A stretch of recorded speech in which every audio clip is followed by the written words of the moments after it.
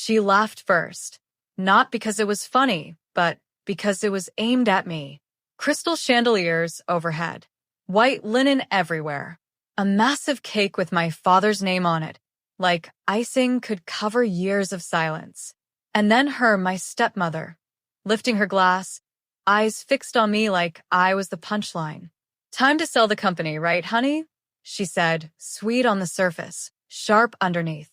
A few people laughed. My father didn't. He just looked down. And in that moment, everything clicked. Not embarrassment, not anger, clarity. Because the truth is, I'd already seen where the story was going. She wasn't always like this, or maybe I just didn't want to see it. When she first came into our lives, she played the part perfectly.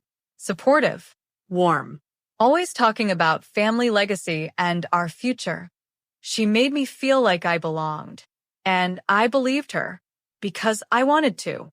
But things started to shift. Meetings happened without me.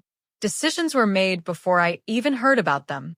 Then came the subtle digs, public, calculated. "You're too emotional. You're still learning. Let the adults handle it." And my father? He said nothing. Silence became his answer to everything. So I stopped reacting and started observing. Because patterns don't lie. Then one night, everything changed. It was late. Rain tapping against the windows. The office empty except for the low hum of machines. I was going through financial records, routine work, and that's when I found it. A shell company. Her brother's name. Assets quietly being repositioned. Not stolen, not yet, but ready. That's when I understood the full picture. And instead of reacting, I planned. I went back to the beginning. Pulled original documents. Found details most people forget exist. Then I met with the one lawyer she couldn't stand, the one who double-checks everything. And piece by piece, the truth came together. Turns out, years ago, my father had signed something he barely remembered, a safeguard meant to protect me. And it did. So I waited, because timing matters. And she was in a hurry. She pushed for the sale, framed it as retirement planning, talked about urgency, like it was care. But what she really wanted was control. What she didn't realize, I already had it. So I let her set the stage. The party, the guests, the speech. And when the moment came, I stood up.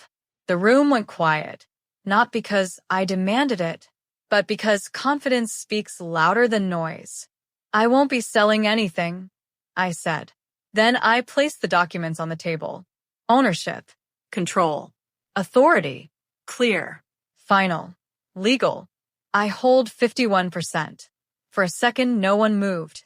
Then everything changed. Her confidence cracked. Her voice rose. Denial turned into panic. And when she reached the final page, she understood. Security escorted her out. The room stayed silent.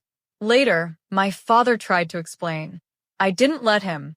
Some things don't need explanations. Now, the company is stable, focused, honest. And me?